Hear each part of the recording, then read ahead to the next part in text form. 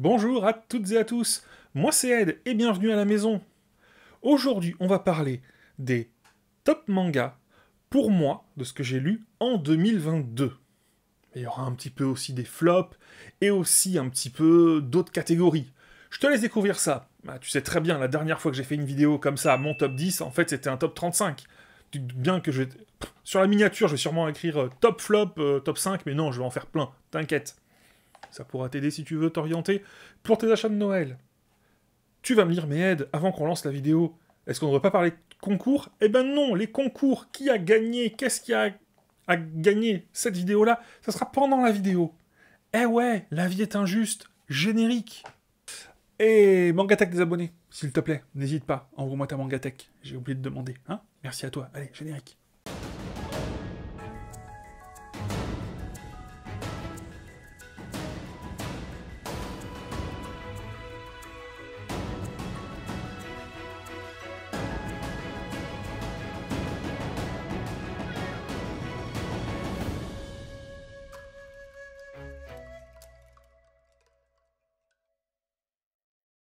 Et on va commencer par la polémique. Oui, moi qui n'aime pas ça, qui les évite au maximum sur cette chaîne, on va commencer par mes flops de l'année 2022. Et le premier... Alors, tu vas voir, hein, cette attente. Tu vas voir qu'en fait, j'ai cherché, et j'ai facilement trois séries qui sont venues rapidement, et au final, c'est pas des mauvaises séries, en vérité. Parce que j'ai lu des choses vraiment beaucoup moins bien pendant cette année. Mais c'est des séries, au final, je me suis rendu compte, j'attendais quelque chose de ces séries-là. Et j'ai pas eu ce que je voulais, j'ai pas été, tu vois, j'étais déçu en vérité. Et c'est pour ça qu'elles sont dans mes flops, c'est comme ça que je marche. Et la première, hop, je regarde un petit peu ce que c'est sur le côté, c'est Day Dark. Day Dark par l'autrice de Doro et Doro. J'aime beaucoup Doro et Doro. Et Day Dark, même si, en effet, on retrouve la patte graphique de l'autrice, ben, je sais pas, je trouve pas ça intéressant. Donc on va suivre. J'ai lu les deux premiers, je les ai achetés, ils coûtent une blinde. Ouais, en plus, ne parlons même pas de l'édition, elle est pas mauvaise, mais elle coûte beaucoup trop cher. C'est un peu fouillis, mais les dessins de l'autrice le sont un petit peu parfois, même s'ils sont très beaux, attention. Pas très intéressant. Voilà. C'est des personnages qui sont pour moi des personnages qui pourraient être des personnages secondaires. Ils ont pas grand chose pour eux, il se passe pas grand chose dans le tome 2. Dans le tome 1, on installe des trucs, mais au final, qu'est-ce que ça prend comme temps? Oh là là, mon dieu. C'est long, ça me semble, j'ai envie de dire... En fait, j'ai l'impression que tout le travail a été fait sur la création de l'univers, et pas beaucoup sur l'histoire. Donc pour moi, Day Dark est clairement, cette année, un de mes 3 flops. Et le second manga, c'est Full Night. Ah, Full Night, j'en attendais pas mal parce que on m'a parlé d'ambiance, on m'a parlé de dessin, on m'a parlé de scénario. J'ai eu le tome 1, je me suis un peu ennuyé, voire même beaucoup. Alors, un univers intéressant. Oui, bon, si, les univers un petit peu sombre, un petit peu sale, ça faisait un univers intéressant. Juste ça, bon, bah ça se saurait. En gros, alors de mémoire, hein, parce que je l'ai pas relu pour l'occasion, il y a des soucis d'oxygène, je crois. Il faudrait qu'il y ait plus de verdure pour avoir un meilleur équilibre, qu'on puisse vivre correctement. Et il y a une solution qui a été trouvée à ça, à la... J'invente un mot, m'en veux pas. La revégétation, ça se dit. Et en fait, c'est... on a développé une technologie qui permet d'implanter une plante, une graine, dans quelqu'un. La graine va pousser, et 2 ans plus tard, la personne va mourir, et ça fera un bel arbre, ou un beau buisson, ou un beau rosier. T'as un peu compris l'idée. Et donc, il y a un programme qui est proposé aux gens qui sont en fin de vie. On vous implante ça, on vous donne beaucoup d'argent. La plante va vous maintenir en vie en plus pendant 2 ans, et au bout de 2 ans, bah, vous mourrez, vous vous transformez. Et donc, c'est l'histoire d'un garçon qui a besoin d'argent, qui n'est pas particulièrement mourant, mais qui arrive avec quelques magouilles à se faire implanter ça. Et il se découvre une sorte de capacité qui est de parler aux plantes, et donc de parler avec l'âme de ceux qui ont été transformés en plantes. Bon,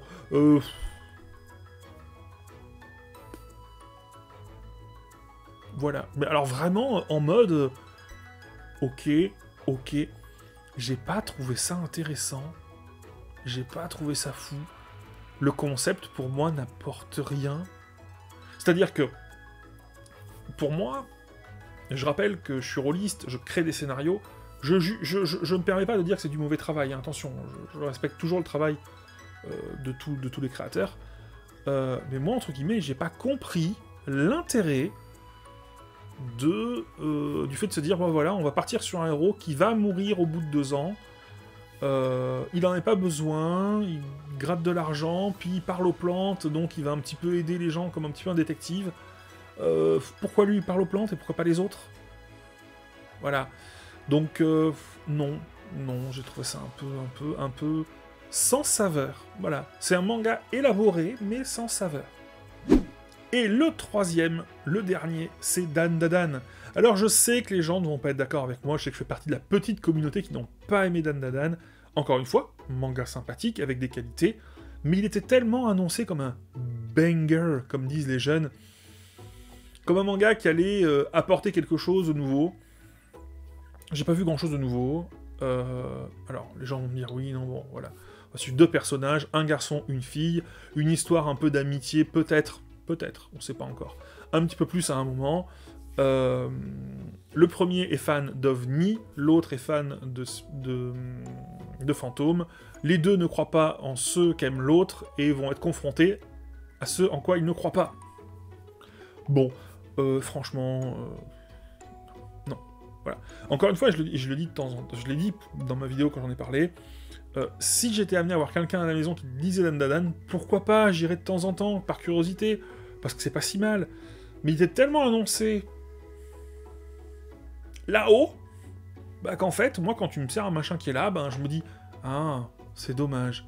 Et je suis un peu déçu. Tu vois, les dessins sont bien, mais bon.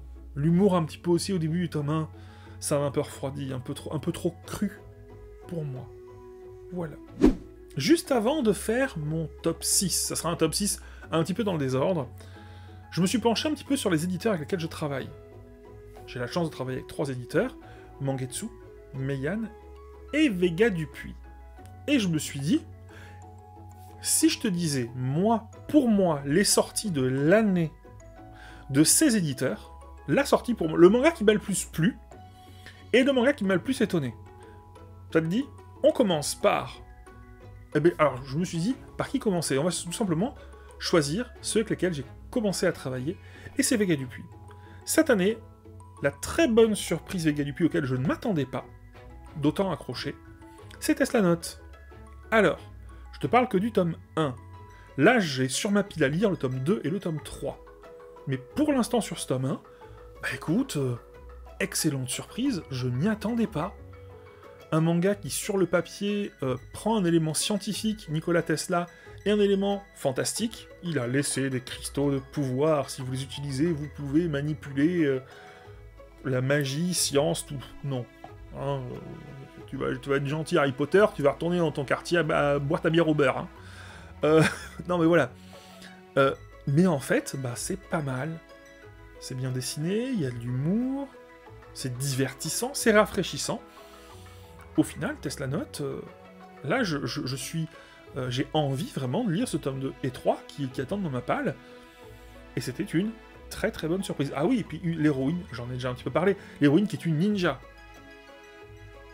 Elle a fait une école de ninja. Donc tu te dis, mais vraiment, le gars, il a pris plein de mots, il les a mélangés, il a sorti... Mais ça marche. Ça marche. Ça, c'était la bonne surprise. On en parlera en lecture, de toute façon, du 2 et du 3. Peut-être que je te dirais que finalement... Peut-être que je change d'avis. Parce que je vais pas te mentir, il y a un manga là sur le côté. Je comptais pas en parler dans cette vidéo, mais je vais en parler maintenant. C'est Blue Heaven. Le tome 1, il est très bien. Ben, le tome 2, il est vachement moins bien. Voilà. Ça, c'est hop. Le tacle à la gorge. Pour finir sur Vega Dupuis. Je regarde sur le côté. Moi, le manga que j'ai préféré cette année en sortie, et j'insiste encore une fois, les mangas sortis cette année, donc les débuts de série, c'est Manchuria Opium Squad. Je trouve ça intéressant parce que déjà, on a un petit peu d'histoire. Ah oui, alors, je t'explique au cas où tu connaîtrais pas. Manchuria Opium Squad, pareil, j'ai la suite en pile à lire, donc on fera de la lecture, on en parlera un peu plus en détail. Manchuria Opium Squad, c'est l'histoire d'un jeune homme en Mandchourie, sous l'occupation japonaise, qui va devenir baron de la drogue. Bah, j'ai bien aimé parce que déjà, t'as un côté historique, j'ai trouvé ça assez intéressant, mais pas saoulant, un côté aventure, un côté un petit peu aussi où tu as ce côté baron de la drogue, tu sais, quand tu vois ça dans les films, ça fait un peu sexy, tu vois, mais là, tu vois que c'est pas sexy, que c'est pas évident, qui va perdre des plumes. Même si pour l'instant j'en suis qu'au début, j'avoue que c'était une excellente surprise. Je pensais pas qu'un manga sur un jeune garçon qui va devenir baron de la drogue, ça m'aurait autant, tu vois, titillé, intéressé. Il y a par exemple, comment elle s'appelle cette série là, Narco. Tu vois, par exemple, j'ai regardé le début, puis bon, j'ai très vite lâché. Donc je me suis dit, ça me plaira pas. Eh ben non. Eh ben j'ai bien aimé Manchuria Open Squad. Pour moi, de ce que j'ai lu de Vega Dupuis, c'est la meilleure sortie, pour moi, de l'année. De ce que j'ai lu. Je t'ai déjà dit 20 fois. Ouais, je sais, mais c'est comme ça, on se comprend bien. Si on passait au deuxième éditeur, ça va tout simplement être Meian. Alors Meian, j'ai hésité. La bonne surprise déjà. La bonne surprise, j'ai vraiment hésité parce qu'il y en a eu pas mal. Des mangas sur lesquels je pensais que je ne serais pas du tout le public et que j'ai bien aimé. Et j'en vois tout de suite Killer Shark in Another World. De la magie. Une jeune fille qui invoque un esprit requin qui tue les gens quand il s'énerve, il devient énorme. Très honnêtement, sur le papier, tu m'aurais dit, tiens, lis-le, j'aurais dit, mais non, quoi. Non. Si je ne travaillais pas avec Meian, encore une fois, quand je dis travailler, c'est je reçois les services presse de Meian, c'est ça que ça veut dire. J'y serais pas allé. Là, je me suis dit, c'est une sortie, il faut être curieux, pourquoi pas? Ah bah écoute, ça m'a fait rire. Ça m'a fait rire. Alors l'humour, tu vas comprendre pourquoi. Des fois ça marche, des fois ça marche pas. Bah là, ça a marché. J'ai trouvé ça surprenant. Moi, ça me fait rire de voir cette petite invocatrice qui a invoqué le pire démon des enfers, qui la majorité du temps est en mode pika-pika, en mode trop cool, et qui, quand il s'énerve, devient une sorte de Jekyll et Mr. Hyde. Ça m'a fait rire. Et pour moi, la meilleure sortie de l'année que j'ai lue de chez Meian, c'est un manga, je ne pensais pas non plus l'aimer, et c'est Baki. Baki, c'est un manga qui a quelques années au compteur, c'est un manga de bagarre, où il y a quasiment dedans que de la bagarre, où tous les tomes c'est la bagarre. Voilà. Mais je trouvais ça... Alors, c'est rigolo parce que je lis plein de gens qui disent que c'est pas très... Enfin, que c'est dessiné moyennement, mais je trouve que c'est super bien dessiné. Et je parle pas que des couvertures qui ont été refaites, je pense, pour l'occasion, mais vraiment l'intérieur du manga, je trouve ça waouh. Et puis, ouais, c'est vraiment cette notion de Baki arrive, il rencontre un nouvel adversaire qui a des techniques différentes, enfin, un peu violentes, tu vois, qui sont badass, ou une capacité physique, ou machin. Bah, ça marche, j'adore lire Baki, et je me dis, oh là là, qu'est-ce que c'est le prochain? Qui est le prochain qui va affronter? Et dedans, t'as limite des méchants qui te prennent des adversaires et qui les plient, tu vois, en mode, on les plie, c'est... Si tu lis premier degré, c'est un peu... Je vais pas dire ridicule, mais c'est peut-être pas top. Mais Baki, si tu rentres dans l'univers, et franchement, je connais beaucoup de gens qui arrivent très facilement à entrer dedans, bah c'est génial, en fait. Bravo à l'auteur. Baki the Grappler, dans une belle... En plus, l'édition est belle, elle est grande. Vraiment, pour moi, au top. Voilà, Baki, n'hésite pas. Moi, je t'avoue que je pense que je vais bientôt avoir la suite, et je vais la lire avec très très grand plaisir. Et en ce qui concerne Mangetsu, vas-tu me dire? Eh bien, je te réponds tout de suite. Le manga qui m'a fait dire « Hey, mais c'est une bonne surprise !» J'ai hésité. Mais je dirais Rooster Fighter, coq de combat. Parce que on prend Hokuto no Ken, on le transforme littéralement en un coq badass, et on le met dans un univers contemporain avec des sortes de kaiju, donc des esprits, qui foutent le bordel, littéralement. Et lui, il combat les kaiju. Mais je me suis dit, mais c'est quoi ce manga? C'est une parodie. C'est super malin. J'allais dire intelligent, mais j'attendrai de lire plus pour ça. Alors encore une fois, hein, j'ai pas lu que le tome 1, mais j'ai trouvé ça tellement malin. C'est tellement bien fait, c'est fin. J'ai rigolé. Et pourtant, quand tu verras, je vais te donner juste après mon top manga de cette année, c'est l'histoire d'un coq qui dragouille des poulettes, littéralement, hein, qui bombe le torse, qui bombe le torse et qui va mettre j'allais dire un gros mot, excuse-moi, qui va éclater des méchants. Littéralement, c'est ça. Et qui veut venger la famille qu'il a perdue lors d'un combat. Enfin bon, voilà. C'est Rooster Fighter, quoi. Le coq de combat. C'est très malin et ça marche extrêmement bien. Mais vas-tu me dire, quel est mon manga préféré cette année, en termes de sortie, de début de série, chez Mangetsu, et c'est tout simplement Soichi. Alors, j'ai bien réfléchi, au départ, j'ai failli dire Tomie, parce que Tomie, c'est le premier de Junji Ito. Mais au final, Tomie, pour moi, c'est le premier pas, par rapport à Mangetsu. C'est-à-dire, je crois, si je dis pas de bêtises, c'est le premier Junji Ito qui sort. Puis ensuite, ça a marché, donc ils ont pu en sortir d'autres.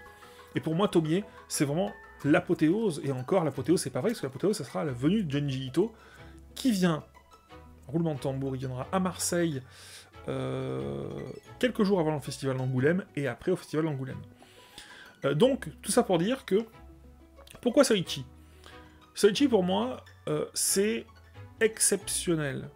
Je prends tout le package, c'est-à-dire que je prends ce qu'il y a dedans, qui est très bon, mais aussi le bouquin. Le bouquin, j'en ai déjà parlé, mais je me répète très très vite, c'est une première mondiale.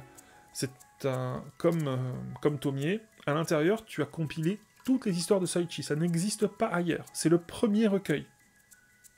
Et en plus... il y a une couverture exclusive pour la France, faite par Junji Ito. Des mangas qui ont une couverture exclusive pour la France, fait par l'auteur d'origine, t'en as quand même pas beaucoup. Je te rappelle que Mangetsu est une maison d'édition qui a moins de 2 ans.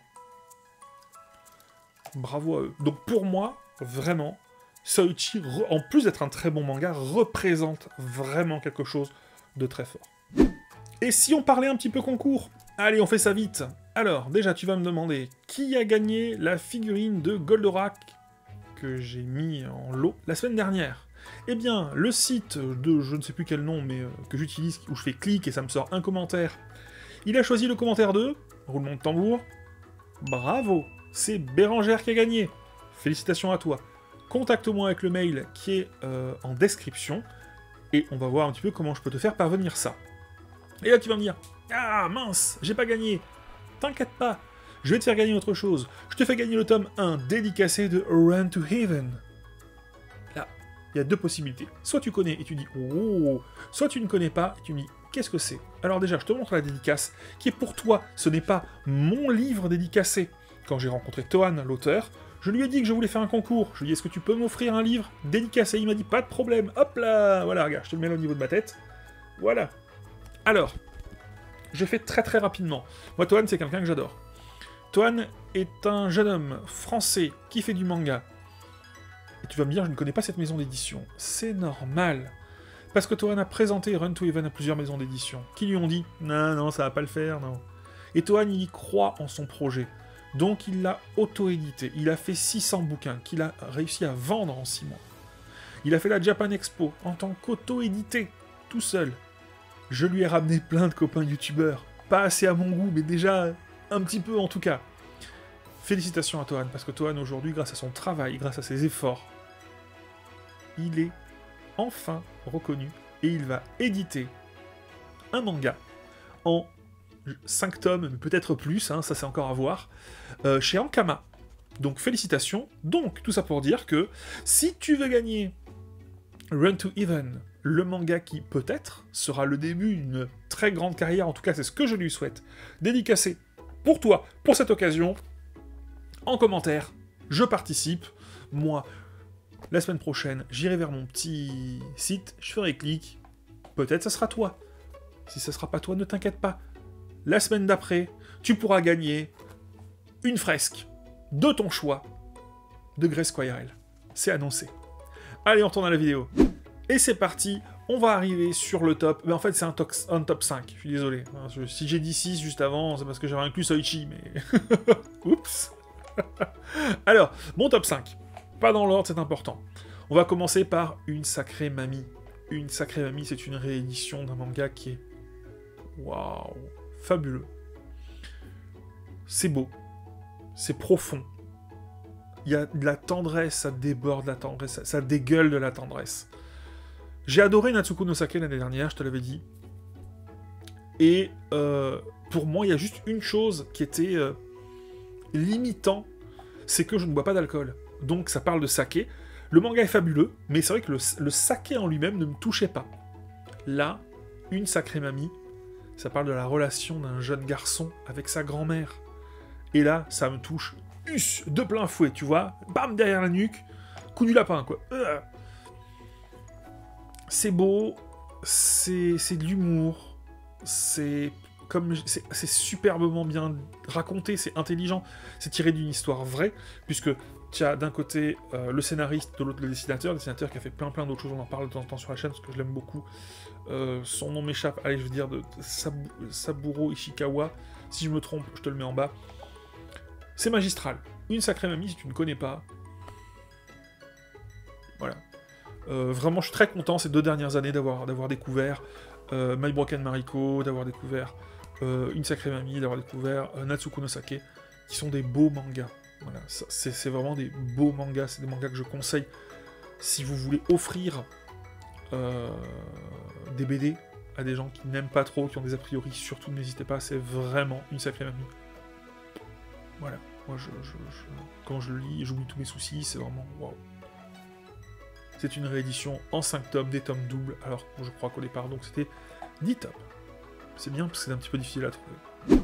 Est-ce que tu penses que je vais dire Frieren cette année? Mais oui, je vais dire Frieren. Ah là là, enfin Frieren. Alors, je sais qu'il y a beaucoup de gens qui, qui se moquent parce qu'ils n'aiment pas Frieren, mais Frieren, c'est... Alors... J'ai un peu pété les plombs, tu as pu le voir, j'ai fait une vidéo dédiée à Frieren dans laquelle je ne raconte pas du tout de quoi ça parle, je montre tous les goodies que j'ai achetés. Frieren, le tome 1, je l'adore. Donc c'est un manga médiéval fantastique où on va suivre Frieren. Frieren est une jeune elfe, magicienne, qui, dès le début du manga, il y en a un ou deux autres comme ça qui prennent un petit peu le même thème, le groupe d'aventuriers ont battu le méchant, les démons. Et là, le groupe va se séparer. Et en fait... Le groupe, c'est majoritairement des humains et un nain, et Frieren. Et Frieren, elle dit, moi, on se retrouve dans 30 ans, ou dans 40 ans, ou 50 ans, je sais plus combien elle dit, mais enfin voilà, allez, à demain. Parce que pour elle, 50 ans, c'est rien. Ce tome 1 est très intéressant parce qu'on y confronte cette notion de temps, de temporalité, qui passe différemment, en termes de point de vue, pour elle, qui vit peut-être des centaines d'années, on n'en sait rien, et pour les humains, pour qui le temps est beaucoup plus compté. On va avoir cette notion de, elle va partir se balader en forêt pendant 2-3 ans, tu vois. Mais toi, 2-3 ans, tu partirais te balader en forêt? Non, c'est énorme, 2-3 ans. C'est extrêmement intelligent, je vole, et si n'est pas d'accord avec ça, qu'il le dise en commentaire, ce que dit Authentic Manga, il a dit, si Frieren était le tome 1 était un one-shot, j'aurais adoré. Et je l'aurais mis dans mon top 1 de l'année, et je me ferais tatouer Frieren ici, là, à côté du drapeau breton. C'est pas moi qui l'a dit, c'est lui. Bon, j'exagère un peu, je suis marseillais, m'en voulez pas. Ensuite, c'est vrai que Frieren est un manga qui prend un petit peu... qui s'éloigne un petit peu de ça. On va un petit peu plus rentrer dans ce côté aventure, où elle va petit à petit, il y a un autre groupe qui va se remonter avec des humains. Malgré tout, le personnage pour moi de Frieren est très attachant, et c'est vrai que quand je dis que j'adore Frieren, je trouve ça très frais, très divertissant, je trouve qu'il n'y a pas de bons, il y en a quelques-uns, mais pas vraiment, de bons mangas médiéval fantastique comme je les aime moi. On en avait déjà parlé en commentaire, la différence entre médiéval fantastique, fantasy, même moi des fois j'ai un petit peu de difficulté dessus. En tout cas, moi qui aime Tolkien, le jeu de rôle, que ce soit Warhammer par exemple, donc ces côtés médiéval fantastique plutôt européen, je trouve qu'il n'y en a pas beaucoup dans le manga japonais, et Frieren répond parfaitement à mes attentes, et je trouve que c'est beau aussi, c'est bigrement beau. Voilà, Frieren elle est trop cool, vive Frieren. On va parler ensuite d'un manga. Alors, j'ai un peu triché, je l'avoue, il est sorti déjà il y a quelques temps, mais moi je l'ai découvert cette année, c'est Pochi et Kuro. Pochi et Kuro est un manga en 4 tomes. j'ai beaucoup aimé que ce soit l'ambiance, l'univers, qui je trouvais cohérent et marche, l'humour qui est un petit peu omniprésent, où on va avoir ces deux démons, un petit peu, le premier un peu badass, un peu beau garçon, l'autre un peu plus pâteau, qui vont rencontrer une humaine dans le monde des démons, hein, qu'ils ont ramené un petit peu, un mix entre deux forces et par hasard. Puis finalement, ils vont bien l'aimer, et finalement, elle va être poursuivie par d'autres démons qui vont essayer de l'attraper. C'est frais. Moi, ça m'a rappelé les bons mangas de ma jeunesse, tu vois. Quand je dis le bon manga, c'est plus des bonnes sensations, tu vois, avec un univers dans lequel tu te plais à regarder un petit peu à droite à gauche, comme du Dragon Ball, tu vois, où il y a un univers qui est créé petit à petit, dans lequel tu as des personnages qui sont en même temps un peu mignons, mais aussi travaillés et qui marchent bien. Et puis voilà, j'aime bien le fait que Pochi, qui est le nom donné à l'humaine, bah, elle parle pas en fait. Enfin, elle parle humain, mais dans le monde des démons, les démons la comprennent pas. En fait, c'est un personnage qui parlera jamais. Peut-être à la fin, mais c'est encore autre chose. Au top, t'as un monde parfois un petit peu l'étrange duel de Monsieur Jack.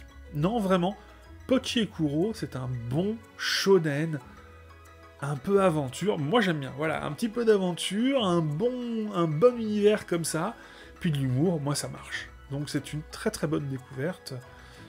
Merci Lilian pour la découverte. Un manga qui, pour l'instant, n'a que 2 tomes. Et c'est Léviathan. Alors, Léviathan, pour moi, c'est une excellente sortie de l'année, parce qu'un mix entre eux, tu t'y attends pas, parce que je crois que c'est une commande de Kyun, si je dis pas de bêtises. Et c'est un très bon manga sur l'espace. Alors, hop, pas vrai. Un bon manga dans l'espace. Voilà. Sur une tragédie, comme j'ai déjà dit en vidéo, en vrai ça pourrait se passer ailleurs, mais là c'est plutôt bien fait. Un espace clos, dehors tu peux pas sortir, c'est dangereux, il y en a qu'un qui peut survivre. Qu'est-ce qu'on va faire les gens? Comment on s'organise? Voilà. Et la classe s'entretue. Les dessins sont un petit peu atypiques, mais au final, ils sont suffisamment intéressants pour pas te perdre, et suffisamment déroutants pour, en tout cas moi, ressentir ce côté un peu de danger, un peu d'espace.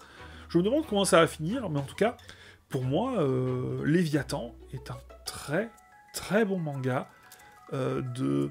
Alors, je vais pas dire d'horreur, même si dans le tome 2, je vais pas te mentir, il y a du steak haché, hein. Ça veut dire de la viande découpée, hein. Mais vraiment, très bonne surprise, je m'y attendais pas. Et c'est intéressant. Voilà. Encore une fois, c'est vrai, des dessins qui peuvent être déroutants. Mais au final, c'est normal que tu sois dérouté quand tu es en dérive dans l'espace, non? Et le dernier, il est très intéressant. Alors, c'est un manga qui ne se vend pas assez de ce que j'ai compris. Vous allez me dire, est-ce que c'est Paka? Non, mais Paka, c'est vachement bien. Sur le 1, il est comme ça, et ça monte à partir du 2. Va découvrir Paka, c'est très bien. J'adore l'auteur surtout. Daisuke Imai de mémoire. Est-ce que c'est les enfants d'Hippocrate? Non, non plus, mais c'est vraiment un bon manga intéressant, profond, n'hésite pas à y aller. Non, on parle d'un 3e manga, et c'est A Journey Beyond Even. A Journey Beyond Even, ça fait partie pour moi de ces mangas qui ont certains points qui sont excellentissimes, et d'autres qui sont moyens. Et c'est vrai que ça baisse, si tu veux, la note, tu vois, globale, mais je peux pas passer à côté. Parce que j'adore le post-apocalyptique. Voilà. Moi, le post-apo, j'adore. Que ce soit Mad Max, Je suis une légende, ou tout ça, j'adore. Voilà. Dedans, tu vas suivre 2 groupes. Quand on suit le premier groupe, pour ceux qui connaissent, je parle de la jeune fille et du jeune garçon. Donc, la jeune fille qui accompagne le jeune garçon qui cherche le paradis, et elle qui le protège. Je trouve ça super, parce qu'on est vraiment dans une vraie ambiance post-apo, même quand on peut la retrouver, peut-être si t'es un peu plus jeune, c'est peut-être que Last of Us, ça pourrait te parler. Et ça, je trouve ça vachement bien. C'est bien représenté, que ce soit dans les décors, dans les ambiances, c'est au top. Tu sens ce côté 2 personnes qui marchent et qui avancent, tu vois, ou pourquoi pas Walking Dead. Sauf que là, t'as pas des zombies. T'as un petit peu des créatures, parfois, c'est un petit peu de fantastique, mais ça passe. Souvent, je reproche au manga d'avoir un sujet très terre-à-terre, et de balancer, ou quand je dis terre-à-terre, ou cohérent avec un univers dans lequel j'accroche, et de balancer du comment est-ce que je pourrais dire, je sais pas du cliché, mais des trucs typiques du shonen, tu vois, qui vont te faire finalement il va lancer une attaque de boule de feu, en criant point flamboyant du dragon, enfin voilà. Bon, ça me gêne. Là, c'est plutôt bien fait. Il y a des créatures fantastiques, mais c'est léger, tu sais pas ce que c'est ni trop ni pas assez. C'est vraiment bien. Il y a des vraies bonnes scènes, entre autres celle de l'hôpital, voilà, où t'as une petite communauté qui est en bas d'un hôpital, ils disent « Ah, l'hôpital, c'est des salauds, ils nous soignent pas !» L'hôpital dit « Mais non, on n'est pas des salauds, on vous aide, mais voilà. » C'est intéressant, en tout cas. Et ça, pour moi, c'est le « Waouh, trop bien !» Et il y a d'autres choses qui sont un petit peu moins bien, c'est quand on va sur le deuxième groupe, j'en ai déjà parlé, qui est dans l'hôpital, va-t-on dire. Voilà, j'espère que la dynamique va un petit peu changer. Il y a des choses intéressantes qui sont évoquées dans ce manga, vraiment. Je t'invite à le découvrir, encore une fois, c'est important. Pas un manga pour tout public, celui-là, de mémoire, il y a un petit peu de scènes. On est dans un monde post-apo, hein, donc voilà. Et ce que j'ai aimé aussi, quelque chose qui est abordé dedans, je rentrerai pas dans les détails parce que je veux pas que ça parte en souci, ce que je vais dire, mais j'aime bien parce que aujourd'hui, de nos jours, dans notre société, on a... Comment est-ce que je pourrais dire ça? On a des règles. Tu vois, il y a des choses qui sont acceptables, des choses qui sont pas acceptables, des choses qui sont permises, des choses qui sont interdites. Et dans ce genre de situation, moi, ce que j'aime bien, c'est quand on se retrouve avec des situations, au final, qui vont être un petit peu différentes. Qu'est-ce qui est acceptable? Qu'est-ce qui est accepté? Qu'est-ce qui est permis? Qu'est-ce qui est interdit? Et je trouve ça assez intéressant. Est-ce que quelque chose que tu t'interdis aujourd'hui dans notre société, est-ce que tu te l'interdirais de la même manière, ou est-ce que ça serait vu différemment dans une situation de crise comme ça? Ça, j'aime bien. Voilà. Donc, A Journey Beyond Even. Et en plus, c'est un manga où on n'a pas de retard, on est à jour avec la parution japonaise. Qu'est-ce que tu veux de plus? Et voilà, la vidéo est finie. Je n'ai pas parlé de deux mangas qui sont un Eden et deux Phoenix aux eaux de feu parce que j'ai pas assez avancé dedans. Si j'avais un peu plus de temps, j'aurais essayé de les lire pour voir s'ils intègrent ce top 5 ou pas. Sûrement. Mais encore une fois, on n'était pas sur les meilleurs mangas de 2022 sortis, mais on était sur mes lectures que j'ai préférées. Et des fois, tu vois, par exemple, là j'ai lu Darwin Incident, que j'ai trouvé super bien, qui est sûrement, tu vas dire, mais quoi, t'as préféré ça, Dan Dan Dan? Quelle honte! Mais ouais, c'est comme ça. Et c'est ça qui est génial dans les mangas. C'est qu'au final, tout est question de comment tu prends l'œuvre, comment elle te marque, quand tu la lis, et au final, il n'y a pas de... Ah, tu vas me dire que oui, techniquement, mais au final, chacun a ses préférences, et c'est ça qui est bien. Voilà. Ne cherche pas à suivre la masse. Si tu adores le mainstream, c'est super pour toi. Si tu as envie de découvrir autre chose, n'hésite pas. Et si tu aimes des trucs qui sont moins appréciés, ou même décriés, eh ben c'est pas grave, dis-le. Sois fier de ce que tu aimes. C'était Ed. On se retrouve, nous, la semaine prochaine. Pourquoi? J'hésite encore. Mais en tout cas, c'était un plaisir, et ça sera samedi, à 13h. Ciao, ciao.